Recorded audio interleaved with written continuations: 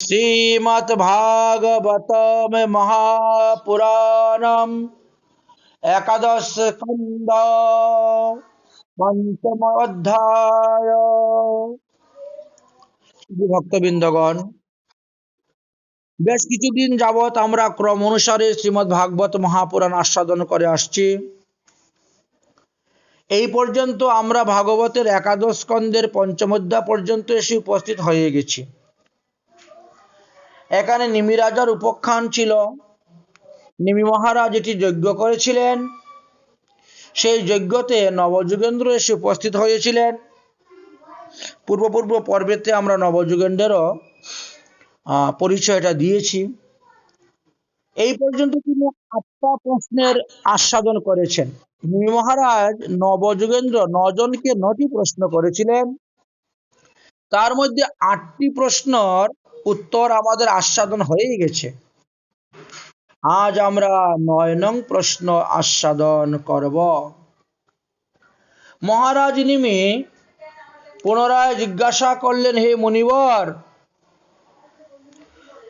কোন কোন যুগে ভগবান কি কি রূপে অবতীর্ণ হয়েছিলেন, ভক্তগণ কিভাবে তিনার পূজা করেছিলেন, তাহা আমাকে কৃপা করিয়া বলুন। তখন নবযুগেন্দ্রের মধ্যে অন্যতম করভাজন যিনি ছিলেন, তিনি বললেন যে, হে মহারাজ নিমি, সত্যযুগে ভগবান শুক্ল বর্ণ ছিলেন, চতুর্বাহু, জটামণ্ডিত, বল্ক পরিশুশোভিত, এবং তিনি কৃষ্ণার জীর্ণ উপবীত অক্ষয়মালা দণ্ড কুমণ্ডলধারী রূপে শ্রীবিগ্রহে প্রকাশ হয়েছিলেন। এই রূপেই সত্যযুগের মানুষ পূজা করতেন। ঈশ্বর পরমহংস নামে তখন তিনি পরিচিত ছিলেন। সত্যযুগের মনুষ্যগণ তপস্যার দ্বারা ভগবানের পূজা করিতেন। সেই ভগবানই আবার যখন ত্রেতাযুগে আসলেন, তখন তিনি রক্তবর্ণ, চতুর্বাহু, মেখলা ত্রয়যুক্ত, পিঙ্গল কেশ, বেদাত্ম এবং সূক্ষ্ম শ্রবাদি যজ্ঞ পাত্র রূপধারী যজ্ঞ মূর্তি রূপে তিনি প্রকট হয়েছিলেন। তখন মানবগণ বেদোক্ত মন্ত্র বেদোক্ত বিধানে শ্রীহরির অর্চনা করিতেন যজ্ঞের দ্বারা। সেই সময়ে ভগবান বিষ্ণু যজ্ঞ, কৃষ্ণগর্ভ, সর্ববেদ, উরুক্রম, কৃষকাপি, জয়ন্ত, উরুগায়, এই সকল নামেই তিনি পরিচিত ছিলেন লোকের নিকটে। তারপরে যখন দ্বাপর যুগ এসে উপস্থিত হল, ভগবান শ্যামবর্ণ, পীতবসন, চক্রধারী এবং শ্রীবৎসলাদি চিহ্নতে সুশোভিত ছিলেন। এইভাবে লোক তিনাকে প্রত্যক্ষ করেছে। তখন মানবগণ বেদ, মন্ত্র, তন্ত্র বিধি দ্বারা ভগবানের পূজা করিতেন। হে মহারাজ নিমি, এবার আমি তোমাকে কলিযুগের কথা বলবো, শোনো। এখন কলিযুগের যুগ অবতার শ্রী শ্রী গৌরাঙ্গ মহাপ্রভুর প্রসঙ্গ আলোচনা করিব। তুমি একটু মন দিয়ে শোনো, কারণ এই বাক্যগুলি তন্ত্র বাক্য, অর্থাৎ শুনলে পরে একরকম অর্থ মনে হবে, ভিতরে আরেক রকম অর্থ লুকিয়ে আছে, অর্থাৎ একাধিক অর্থে ব্যবহৃত। বাক্য উচ্চারণ মাত্রেই একটি বাচকার্থ আপনার বোধ হইবে, কিন্তু সেটি যথার্থ নয়। এই অর্থ ছাড়াও তার ভিতরে আরেকটি অর্থ লুকিয়ে আছে। তাই বলছি, একটুকু মন দিয়ে তোমাকে শুনতে হবে। তবেই তুমি বাক্যের ভিতরের অর্থগুলা বুঝতে পারবে। ভাগবত মহাপুরাণের একাদশ স্কন্ধের পঞ্চম অধ্যায়ের 32 নম্বর শ্লোকেতে বললেন, কৃষ্ণ বর্ণ তিশায় কৃষ্ণম সাঙ্গপাঙ্গয়স্র পার্ষদম যজ্ঞে সংকীর্তন প্রায়ই যজন্তি সুমেধসা। হে মহারাজ নিমি, কলিযুগের সুবুদ্ধিমান মানুষগণ শ্রীহরির নাম সংকীর্তন রূপ যজ্ঞের দ্বারা ও কৃষ্ণ অর্থাৎ কালবর্ণ শরীর নয়, গৌর বর্ণ তনু শ্রী শ্রী গৌর সুন্দরের অর্চনা করিবেন। তৎসঙ্গে অঙ্গ অর্থাৎ শ্রী নিত্যানন্দ প্রভু শ্রী অদ্বৈত আচার্য প্রভুদ্বয়ের পূজা করিবেন। উপাঙ্গ অর্থাৎ অঙ্গের অঙ্গ গদাধর শ্রীবাসাদি ভক্তগণ। তারপর এই শ্লোকে যে অস্ত্র সাঙ্গ উপাঙ্গ অস্ত্র বলছেন, অস্ত্র বলতে এখানে অন্য কোনো অস্ত্র নয়, অবিদ্যানাশক হরিনামকে এখানে অস্ত্র বলা হয়েছে।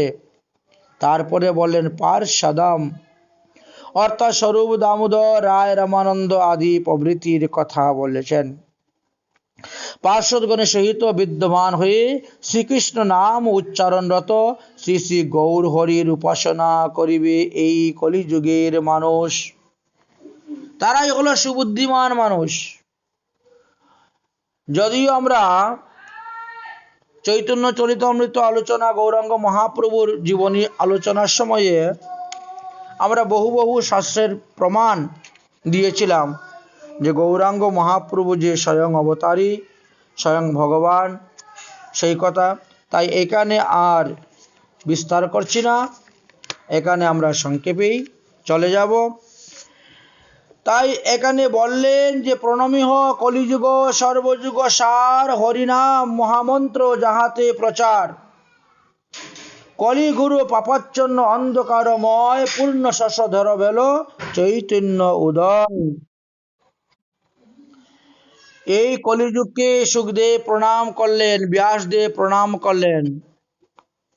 প্রণমী হ কলিযুগ, কেন বলছেন সর্বযুগ সার। সত্যযুগ ত্রেতাযুগ দ্বাপর যুগে মানুষ সাধন ভজন তপস্যা করে যে পুণ্যফল লাভ করতে পারে নাই, এই কলিযুগে অষ্টপ্রহর হরিনাম সংকীর্তনের দ্বারাই তারা তাই লাভ করতে পারছেন। শচীগর্ভ সিন্ধু মাঝে চন্দ্রের প্রকাশ, পাপ তাপ দূরে গেল তিমির হল নাশ। এই শ্রীকৃষ্ণ চৈতন্য অবতার নামামৃত এবং প্রেমামৃতর যে মিলনের বন্যা, এই বন্যা দিয়ে তো কলিহত জীবকে ধন্য করে দিয়েছেন। কলিহত জীবকে ভাসিয়ে নিয়ে গেলেন এই নামামৃতের দ্বারা। এই মহাত্মব্য অপ্রাকৃত গোলক রসের বন্যায় যে মানুষ অবগাহন করে নাই, তারা তো কোটি কল্পেও নিস্তার পাবে না। হে জীব, এখনো সময় আছে। শ্রী গৌরাঙ্গের মত, শ্রী গৌরাঙ্গের পথ তোমরা অবলম্বন করো, অনায়াসেই তোমরা কৃতার্থ হইতে পারবে। অতএব হে মহারাজ নিমি, তুমি ত্রেতা যুগের যুগধর্ম অনুসারে ভগবানের নাম সংকীর্তন করো, ভগবত ধর্ম পালন করো। অহনিশি বলো নারায়ণ পরা দেব, নারায়ণ পরাক্ষরা, নারায়ণ পরা মুক্তি, নারায়ণ পরাগতি। প্রত্যেক যুগে যুগে তারক ব্রহ্ম নাম ছিল। তাই সত্য যুগে তারক ব্রহ্ম নাম ছিল, ত্রেতা যুগও ছিল, দ্বাপর যুগও ছিল, কিন্তু একটু ভিন্ন ভিন্ন ভাবে। এই নাম জপ করিতে থাকো, তবেই সংসার হইতে তুমি উত্তীর্ণ হইবে এবং পরম গতি লাভ করিতে পারিবে। এইভাবে নবযুগেন্দ্র উপদেশ প্রদান করে সেখান থেকে তারা যথার্থ স্থানে গমন করলেন।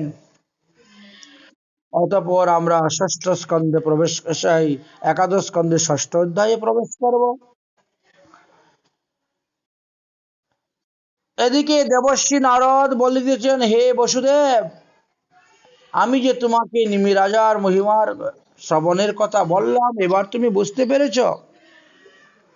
মহারাজ নিমি এইভাবে বহু প্রশ্ন করেছিলেন আত্মতত্ত্ব লাভ করার জন্য, আর মুনিগণ অতি আদরের সহিত তারা উত্তর দিয়েছিলেন, এবং এই উত্তরগুলা যেমন তেমন উত্তর নয়, একেবারে সুসিদ্ধান্ত রূপে স্থাপন করে উত্তর দিয়ে গিয়েছেন।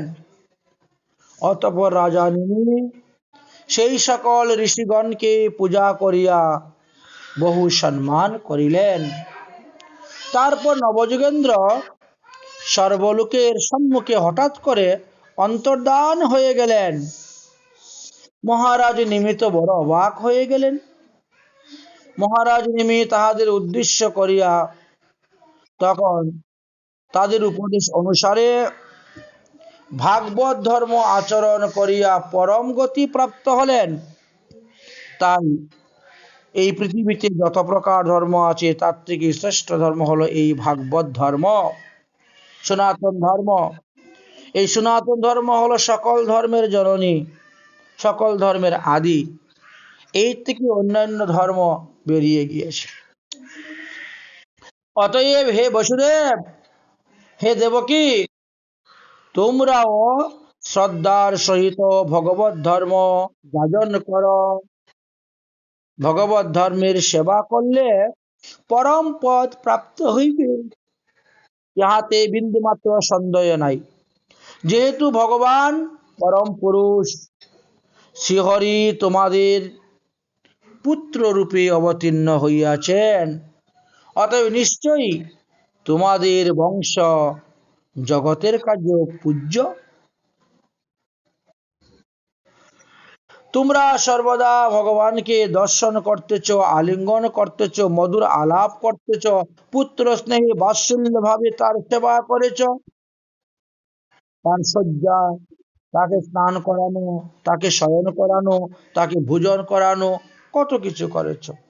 ইহাতে তোমাদের আত্মা তো পবিত্র হইয়া গিয়াছে। আচ্ছা, একটা জিনিস লক্ষ্য করে দেখো তো বসুদেব, শিশুপাল, পন্দ্রুক, শাম্ভ, দন্তবক্র, আরে প্রভৃতি রাজগণ তারা তো শত্রু ভাবে কৃষ্ণকে ভজেছিল। তার ফলেও যদি তাদের সারূপ্য মুক্তি হয়ে যায়, তাহলে যারা মিত্রভাবে ভজবে, শ্রদ্ধা সহিত, প্রেমের সহিত, ভক্তির সহিত ভজন করবে, তারা তো উত্তম গতি প্রাপ্ত হবেই হবে। তোমাদের মন এবং বুদ্ধি তো শ্রদ্ধাযুক্ত, তোমরা তো শ্রদ্ধা সহিত ভগবানের অনুরক্ত হইয়াছ, সুতরাং তোমাদের সদ্গতি হবেই হবেই হবে, ইহাতে সন্দেহ নেই। এখন তোমরা ভগবান শ্রীকৃষ্ণের প্রতি পুত্র বুদ্ধি, এখন তোমরা ভগবান শ্রীকৃষ্ণের প্রতি পুত্র ভাব ত্যাগ করে দাও, আর ভগবত ধর্ম যাজন করো, তাহলেই তোমাদের কল্যাণ হবে। সর্বদা কীর্তন করো, হরে মুরারে মদকৈট ভারে, গোপাল গোবিন্দ মুকুন্দ সৌরে, যজ্ঞেশ নারায়ণ কৃষ্ণ বিষ্ণু, নিরাশ্রয় মাং জগদীশ রক্ষ। এইভাবে নাম করতে থাকো। এটাই ছিল দাপর যুগের তারক ব্রহ্ম নাম। সুখদেব বললেন, হে মহারাজ পরীক্ষিত, বসুদেব এবং দেবকী দেবর্ষি নারদের নিকট হইতে এই উত্তম জ্ঞান লাভ করলেন। তারপরে ভাগবত ধর্ম পালনের কথা শ্রবণ করে তারা অত্যন্ত বিস্মিত হয়ে গেলেন। তাদের নিজেদের দেহের প্রতি মোহত্যাগ হয়ে গেল। নারদ মুনিও সেখান থেকে যথার্থ স্থানে চলে গেলেন। এই সংসারে যে ব্যক্তি এক মন এক চিত্ত হইয়া এই নবযুগেন্দ্র উপজ্ঞানের 9টি প্রশ্নের উত্তর শ্রবণ করেন, তিনি সংসার মোহ হইতে উত্তীর্ণ হইয়া মোক্ষ প্রাপ্ত হইয়া থাকেন। অতঃপর সুখদেবজি বললেন, হে মহারাজ পরীক্ষিত, নারদমুনি বসুদেবের ঘর হইতে চলে যাওয়ার পর অর্জুন সুভদ্রাকে সঙ্গে নিয়ে দ্বারকায় এসে উপস্থিত হয়েছিলেন। কারণ যুধিষ্ঠির মহারাজ বহুদিন যাবৎ যদুবংশের কোনো সংবাদ পাচ্ছেন না, এই জন্য তিনি বড় চিন্তাযুক্ত হয়েছিলেন। তাই অর্জুনকে পাঠিয়েছিলেন, যাও দ্বারকার সংবাদ নিয়ে আসো। তাই তারা আজ দ্বারকায় এসে উপস্থিত হইলেন। অবশ্য মহারাজ যুধিষ্ঠির সর্বদাই যদুবংশের প্রতি ভালোবাসা ছিল, কারণ যদুবংশের যে উপকার তাদেরকে করে গিয়েছে আর কেউ তো করেনি। একমাত্র ভগবান শ্রীকৃষ্ণের কৃপাতেই তারা মাত্র 7 অক্ষৌহিণী সৈন্য নিয়েও 11 অক্ষৌহিণী যোদ্ধার সঙ্গে যুদ্ধ করে জয়লাভ করেছিলেন। যাই হোক, তাই অর্জুনকে পাঠিয়েছিলেন। অর্জুন এসে দ্বারকাতে তিনি উপস্থিত হলেন। দ্বারকাবাসী সবাই আনন্দিত। এদিকে কি হয়েছে, একদিন দ্বারকাতে ব্রহ্মা, মহাদেব, ইন্দ্র আদি সমস্ত দেবগণ, চতুর্শন আদি মুনিগণ, মরুদ্গণ, আদিত্যগণ, বসুগণ, ঋভুগণ, অঙ্গিরা আদি ঋষিগণ, বিশ্বদেবগণ, গন্ধর্বগণ, অপ্সরাগণ, নাগগণ, কিঙ্করগণ, পিতৃগণ সকলেই ভগবান শ্রীকৃষ্ণকে দর্শন করার লালসায় দ্বারকাতে গিয়ে উপস্থিত হইলেন। তাহাদিগের আগমন জানিতে পারিয়া ভগবান শ্রীকৃষ্ণ তখন কি করলেন, তিনি সিংহাসনের মধ্যে বসে নিজের প্রভাব বিস্তার করলেন। কিভাবে করলেন বলছেন, তখন তিনি অপূর্ব চতুর্ভুজ রূপী ধারণ করেছিলেন। ব্রহ্মা আদি দেবগণ শ্রীকৃষ্ণের অদ্ভুত রূপ দর্শন করিয়া তৃপ্তি হইলেন, স্তুতি ভক্তি প্রণাম আদি করিলেন। অতঃপর তাহারা সকলেই পৃথক পৃথক ভাবে ভগবান শ্রীকৃষ্ণকে স্তব করিতে লাগিলেন, স্তুতি করতে লাগিলেন, প্রণাম করতে লাগিলেন। হে প্রভু, পূর্বে আমরা সবাই একত্রিত হইয়া ভূভার হরণের জন্য আপনাকে অনুরোধ করিয়াছিলাম। আপনি আমাদের প্রার্থনা পূরণের জন্য যদুবংশে এসে দেবকীর গর্ভে আবির্ভূত হয়েছিলেন। আপনার 125 বৎসর পূর্ণ হয়ে গেছে, পঞ্চবিংশতি শতোদ্যক বৎসর অতিবাহিত হয়ে গিয়েছে। এখন আর আপনার এই পৃথিবীতে থাকার কোনো কাজ নেই, কার্যসিদ্ধি হয়ে গেছে। দেবতাদের যে কাজ করার জন্য এসেছিলেন সেই কার্য সিদ্ধি হয়ে গেছে, আর অবশিষ্ট কিছুই বাকি নেই। অসুর ভাবাপূর্ণ সবাইকেই নিধন করে দিয়েছেন। সুতরাং এখন আপনি আপনার স্বস্থান অর্থাৎ আপনার নিত্য গোলকধামে আপনি প্রবেশ করুন। ভগবান শ্রীকৃষ্ণ বললেন, হে দেবর্ষিগণ, আপনারা যথার্থই বলিয়াছেন, আপনারা যাহা বলিয়াছেন সব সত্য। আর এই কথা আমিও পূর্ব থেকে নিশ্চয় করে রেখেছি। আমি যদি উদ্যত এই বিপুল যদুকুলকে সংহার না করে প্রস্থান করি, তা হইলে মনে হয় পৃথিবীর ভার এখনো রয়ে গেছে। কারণ আমার এই যদুকুলে 18 জন মহারথী আছে। এই 18 জন মহারথী যদি একত্রিত হয়, তো স্বর্গের দেবতারাও যুদ্ধ করে পারবে না, পরাজিত হয়ে যাবে। তাই আমি বিপ্রের দ্বারা অভিশাপের ছলনা করে আমার কুল ধ্বংস করার ব্যবস্থা করেছি। আমার বংশ, আমার কুলকে আমি নিজেই সংহার করে যাব। তাই অতি সত্বর সম্ভ্রমে আমার সম্পূর্ণ কুল নাশ করার পরই আমি নিত্য গোলকধামে গমন করব।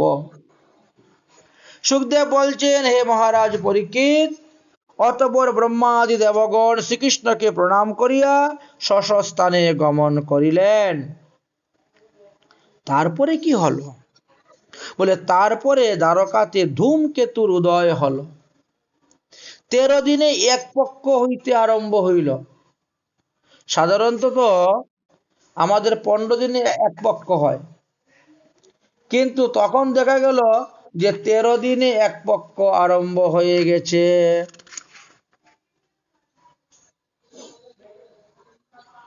তো যখন দেখলেন 13 দিনে এক পক্ষ আরম্ভ হয়েছে, ধূমকেতু উদয় হয়েছে, বজ্রপাত হচ্ছে, ভূমিকম্প হচ্ছে, একের পর এক নানা প্রকার অশুভ দৃষ্টি হচ্ছে, তখন বৃদ্ধ বৃদ্ধ যাদবগণ শ্রীকৃষ্ণের নিকট উপস্থিত হয়ে বলছেন, হে কৃষ্ণ, পূর্বে যে ঋষিগণ অভিসম্পাদ দিয়েছিলেন, সেই অভিসম্পাদের উৎপাত আমরা এখন লক্ষ্য করতেছি। আমার মনে হয় আমাদের যদুবংশ ধ্বংস হয়ে যাবে। এখন আমরা কি করতে পারি বলো? এই সকল মহা উৎপাত থেকে আমরা কিভাবে মুক্তি লাভ করতে পারি? আমাদের জীবিত থাকার তো আরো অভিলাষ আছে, কিন্তু এখানে থাকা উচিত নয়।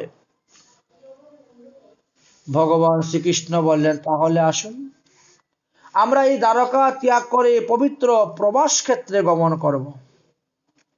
প্রবাসে গিয়ে আমরা ওখানে যজ্ঞ করব, তপস্যা করব, দান করব, কেননা দানেতে দুর্গতি খণ্ডে। আমরা তপস্যা, দান, ধর্মাদি, যজ্ঞাদি করে ব্রহ্মশাপ থেকে আমরা রেহাই পেতে পারি। কেননা পূর্বে দেখেছি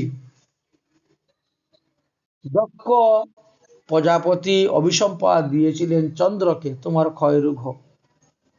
চন্দ্র এই প্রবাস ক্ষেত্রে বসে তপস্যা করে তিনি রোগমুক্ত হয়ে গেলেন। তিনার অভিশাপ ব্রহ্মশাপও তিনার কার্যকারী হলো না। তাহলে আমরাও তাই করতে পারি। অতএব আর বিলম্ব করিও না, তাড়াতাড়ি নৌকা যুগে সমুদ্র পার হও, আর সেখানে রথ আছে, রথের মধ্যে উঠে সবাই প্রবাস ক্ষেত্রে গমন করো। সপরিজন আত্মীয় স্বজন সবাইকে নিয়ে বেরিয়ে পড়ো। এটাই হলো একমাত্র শ্রেষ্ঠ উপায়। ওই প্রবাসটিতে আমরা স্নান করে দেবতাগণ পিতৃগণের পূজা করব, তর্পণ করব। বিপ্রগণকে অন্নদান, স্বর্ণদান, বস্ত্রদান, ভূমিদান, অর্থদান করব। সে দানের ফলে হয়তো আমরা বিপ্রশাপ হইতেও মুক্তি লাভ করতে পারব। সুখদেবজি বললেন, হে মহারাজ পরীক্ষিত, ভগবান শ্রীকৃষ্ণের আদেশ পাইয়া যাদবগণ সকলেই প্রবাস ক্ষেত্রে যাওয়ার জন্য প্রস্তুত হলেন। চলো সবাই প্রবাস ক্ষেত্রে। এদিকে বৃহস্পতির শিষ্য উদ্ধব, তিনি শুনতে পাইলেন যে শ্রীকৃষ্ণ সমস্ত যাদবদেরকে সঙ্গে করে নিয়ে দ্বারকা ত্যাগ করে প্রবাস ক্ষেত্রে যাওয়ার জন্য রথ যোজনা করিতেছেন।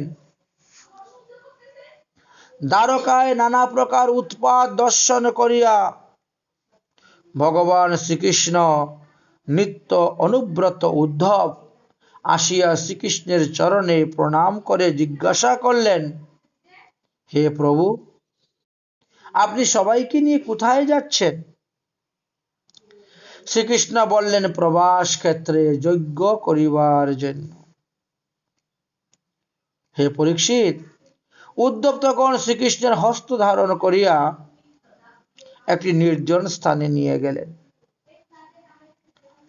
এবং মস্তক দ্বারা শ্রীকৃষ্ণের পাদপদ্মে বন্দনা করে প্রণাম করে করযুগে বললেন, হে দেবাদিদেব, হে ভগবান, আপনার নাম কীর্তন, আপনার নাম শ্রবণ, আপনার পূজন, আপনার চিন্তন সকলেই পুণ্যজনক কাজ। হে যুগেশ্বর, আমার মনে হইতেছে আপনি এই যদুকুলকে সংহার করিয়া মর্ত্যধাম ত্যাগ করে আপনি নিত্যধামে গমন করবেন।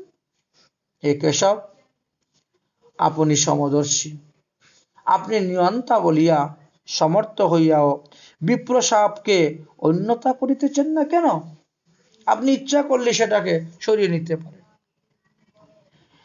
আমি ক্ষণার্ধ কাল আপনার পদপদ্ম পরিত্যাগ করিয়া থাকতে পারব না।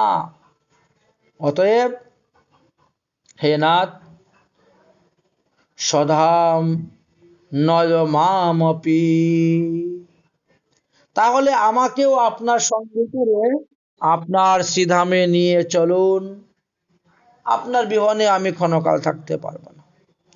ভগবান শ্রীকৃষ্ণ বলেন, হে উদ্ধব, তুমি আমাকে যাহা যাহা জিজ্ঞাসা করলে ইহা সবই আমার ইচ্ছা। আজ হইতে মাত্র 7 দিন সময় আছে।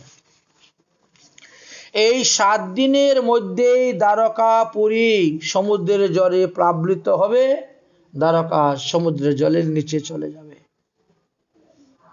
হে উদ্ধব, এই 7 দিনের মধ্যেই আমিও স্বধামে প্রস্থান করব। তুমি এখন তীর্থ ভ্রমণে বেরিয়ে যাও।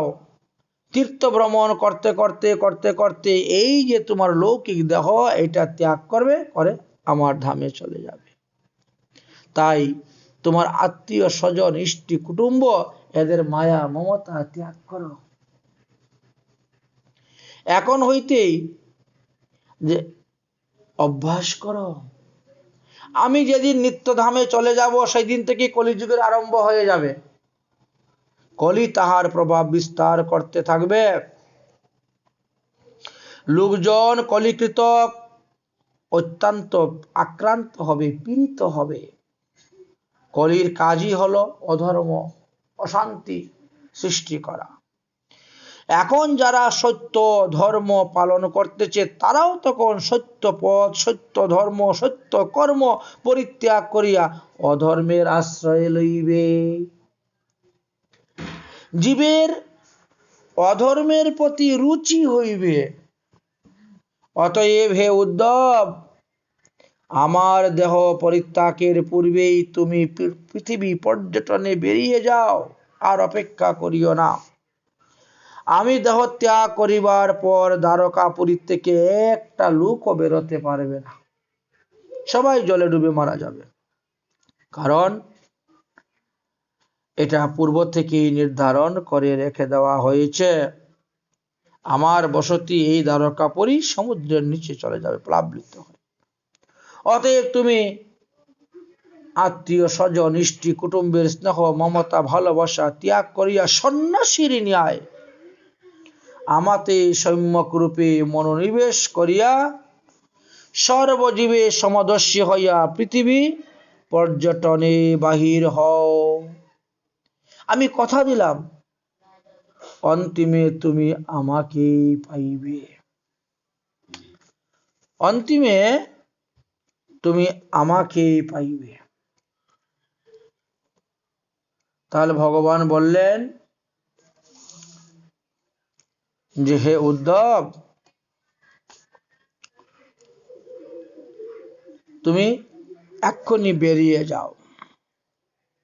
উদ্ধব বলছেন, হে ভগবান, আমার কল্যাণের জন্য আপনি যে আমাকে সন্ন্যাস লক্ষণের কথা বললেন, এত এত ত্যাগের কথা বললেন, কামনা বাসনা পরায়ণ বিষয় আসক্ত মাদৃশ্য জীবের পক্ষে এটা সম্ভব নয়, খুবই দুষ্কর।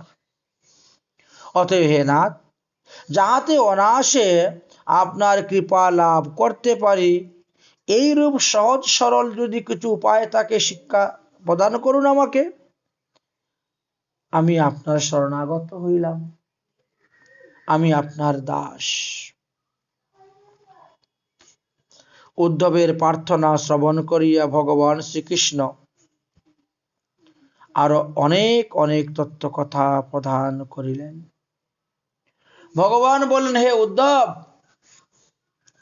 জীবনে কিছু পাইতে গেলে কিছু ত্যাগ করিতে হয়।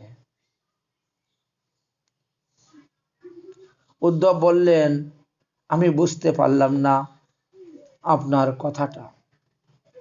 শ্রীকৃষ্ণ বললেন, সংসারের প্রতি বৈরাগ্য আর আমার প্রতি অনুরাগ, এটাই হলো চাওয়া পাওয়ার বিষয়। কি ত্যাগ করতে হবে আর কি গ্রহণ করতে হবে। আমাকে পাওয়াটা মুখ্য সাধন, তবে যতক্ষণ সংসারের প্রতি বৈরাগ্য আসবে না, ততক্ষণ তো আমার প্রতি তোমার অনুরাগই জন্মিবে না, আর আমায় অনুরাগ না হইলে তুমি আমাকে পাইবে না। উদ্ধব বললেন, বৈরাগ্য, সংসারের প্রতি বৈরাগ্য বলছেন, বৈরাগ্য পরিভাষা কি? বৈরাগ্য কাকে বলে? শ্রীকৃষ্ণ বললেন, বৈকারেতে বৈদিক ক্রিয়াহীন, রাকারেতে রাধাকৃষ্ণ ভজ চিরদিন, গোকারেতে গিরিধারী গোপী বল্লভ কৃষ্ণ যেমন। সংসারের প্রতি উদাসীন, যেমন পদ্মপত্র জলে থাকে, জল থেকে তুললেই দেখেন ঝরঝর করে জল পড়ে যাচ্ছে, তার গায়ে জল লাগে না। সেই তেমনি ভাবে তুমি কি সংসারে বাস করতে হয়। এই জগতে তিন ধরনের বৈরাগ্য দেখা যায়। একটি হলো মর্কট বৈরাগ্য, দ্বিতীয় হলো শ্মশান বৈরাগ্য, আর তৃতীয়টি হলো ফল্গু বৈরাগ্য। এই তিনটার মধ্যে একটাও ঠিক নয়। ঠিক ঠিক সত্যিকারের বৈরাগ্য পালন করতে হবে। আচ্ছা, মর্কট বৈরাগ্য কাকে বলে?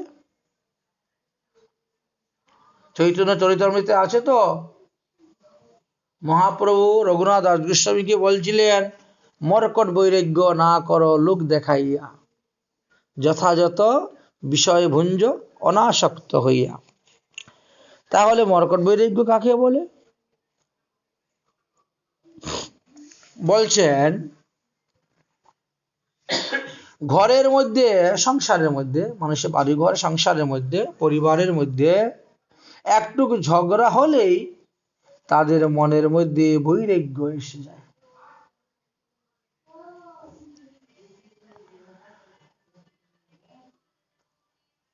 বা তাদের মধ্যে বাধ্য বাধকতাও এসে যায়। তো যদি সংসারের মধ্যে কেউ ঝগড়াঝাটি করে, তার মধ্যে বৈরাগ্য আসে, তো সেই বৈরাগ্য কদিন থাকবে? যেই মীমাংসা হয়ে গেল আবার সব এক হয়ে গেল। যেমন মনে করো কেউ টাকা পয়সা কামাতে পারে না, শরীরটা দুর্বল, টাকা পয়সা কামাতে পারে না বলেই তার পরিবারের লোক তাকে সেই রকম আদর করে না। যতদিন কামিয়েছে খুব আদর যত্ন করেছে, এখন বৃদ্ধ হয়ে গেছে, শরীর দুর্বল, টাকা পয়সা কামাতে, এখন তো বৃদ্ধ বলদের মতনই দেখে। আচ্ছা, কখনো তো তাকে কেউ ভালো চোখে দেখে না, তো তার একটা বৈরাগ্য এসে যায়, না এখানে থেকে কি করবো, যাই বৃন্দাবনে চলে যাবো, মাধুবরী করে খাবো। আবার আমরা এইভাবেও দেখতে পাই, যার ঘরে থাকে না, এইভাবে সংসারে অশান্তির কারণে অনেকে সংসারে লাথি খেয়ে অনেকে বৃন্দাবনে এসে বৈরাগ্য ধর্ম পালন করে, কিন্তু ভিতরে তার কামনা বাসনাগুলা সম্পূর্ণ থেকেই, ভিতরের কামনা বাসনাগুলো নিবারণ হয়। যেমন বানর, মর্কট মানে বানর। তো বানরগুলা দেখবেন, আপনি কিছু নিয়ে যাচ্ছেন বা খাবার আছে, ওটার দিকে তাকিয়ে আবার অন্যদিকে তাকাবে, মাথা নিচু করে দিবে। আপনি মনে করবেন যে ও দেখতে পায়নি বা ও ওটাতে নিবে না। যেই আপনি একটু অন্যমনস্ক হয়ে অন্যদিকে তাকাচ্ছেন, পিছন দিকে এসেই ধরে ওটা নিয়ে চলে যাবে খাবার বস্তু। এইভাবে দ্বিতীয়ত আমাদের শ্মশান বৈরাগ্য উৎপন্ন হয়। অর্থাৎ যদি কোনো ব্যক্তি মারা যায় তো তাকে নিয়ে যখন আমরা হরিবোল হরিবোল বলে শ্মশানে যাই তখন আমাদেরও বৈরাগ্য উৎপন্ন হয়, খুব বড় বৈরাগ্য উৎপন্ন হয়। কারণ না, আরে আমাকে তো একদিন এইভাবে মরতে হবে। দেখো বেচারা এত টাকা পয়সা গাড়ি বাড়ি কত কিছু করলো, এখন সব ফেলে দিয়ে চলে যেতে হলো, এখন আগুনে ছাই হয়ে গেল। আচ্ছা, এই বৈরাগ্যটা কতক্ষণ থাকে আমাদের? যতক্ষণ পর্যন্ত আমরা শ্মশানের মধ্যে থাকি। যেই চিতার দাহ কার্য হয়ে গেল, গৃহে চলে আসলাম, শেষ বৈরাগ্য। এবার ভাইয়ে ভাইয়ে সম্পত্তি নিয়ে মারামারি কাটাকাটি শুরু হয়ে গেল, ঠিক না? কিন্তু যতক্ষণ শ্মশানে ছিল অতক্ষণ তো সবার কি বৈরাগ্য, বাবা মারা গিয়েছেন, সবকিছু ফেলে রেখে চলে গেছেন, কিন্তু একদিন তো আমাকেও চলে যেতে। তারপরে বলেন ফল্গু বৈরাগ্য। ফল্গু একটা নদীর নাম, গয়াতে গেলে দেখতে পাবেন, গয়াতে গেলে দেখতে পাবেন। এখন গিয়া দেখেন সম্পূর্ণ নদী শুকনো, অথচ আপনি এক হাত বালু সরান, মাটি করেন, দেখেন ওখানে জল আছে। তো এইরকম ভাবে বাইরে দিয়ে বৈরাগ্য দেখাচ্ছে, অথচ ভিতরে তার সম্পূর্ণই পূর্ণ হওয়া চাই। তো এই যে বৈরাগ্য, এই সমস্ত বৈরাগ্যের দ্বারা কখনো ভগবান পদপদ্ম লাভ করা সম্ভব না। এতে আরো অপরাধ হয়, এই কথাই শাস্ত্রে বর্ণনা করেছে। যাই হোক, তাহলে উদ্ধব মহাশয় ভগবান শ্রীকৃষ্ণকে বললেন, হে কৃষ্ণ, আমার কল্যাণের জন্য আপনি যে সন্ন্যাস লক্ষণ আদি ত্যাগের কথা বললেন, কামনা পরায়ণ বিষয় আসক্ত মাদৃশ্য জীব এর পক্ষে এই দূরস্থ পথ অবলম্বন করা সম্ভব নয়। অতএব হে নাথ, যাহাতে অনায়াসে আপনার কৃপা লাভ করতে পারি, সেই রূপ সহজ সরল শিক্ষা যদি কিছু থাকে আপনি আমাকে বলুন। আমি আপনার শরণাপন্ন হইয়াছি, আমি তাহাই পালন করিব।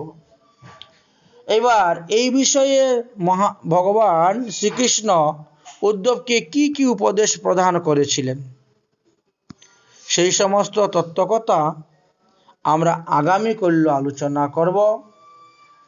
আজকের মতন ভাগবতীয় কথা আমাদের এখানেই বিশ্রাম। যদকরম পদবষ্টং মাত্রাহীনশ্চ যদ ভবেৎ তৎসর্বকমতম দেবং প্রসিদ্ধং পরমেশ্বর। ওম সর্বভবন্তু সুখিনঃ সর্বসন্তু নিরাময়া সর্বে ভদ্রাণি পশ্যন্তু মা কশ্চিৎ দুঃখভাগ্ ভবেৎ। ওম শান্তি, ওম শান্তি, ওম শান্তি।